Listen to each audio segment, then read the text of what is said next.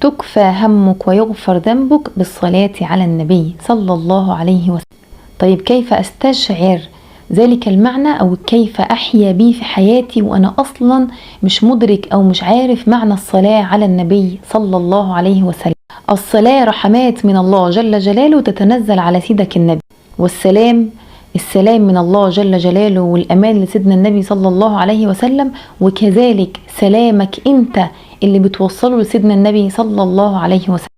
وبارك، البركة هي الخير الكثير، فلك أن تتخيل أنك تدعي لسيدنا النبي صلى الله عليه وسلم بالدعوة دي مرة واحدة وبالمعاني دي وتستشعرها، فالله جل جلاله يصلي عليك أو ينزل عليك تلك الخيرات والرحمات والبركات من الله جل جلاله، مش مرة واحدة، 10 مرات. إذن مش عجيب أبدا أنه يكفى همك ويغفر ذنبك بالصلاة على النبي صلى الله عليه وسلم. وما تنسوش وانتوا بتصلوا على سيدنا النبي زي ما قلت لكم قبل كده، صلوا عليه صلى الله عليه وسلم شكرا له.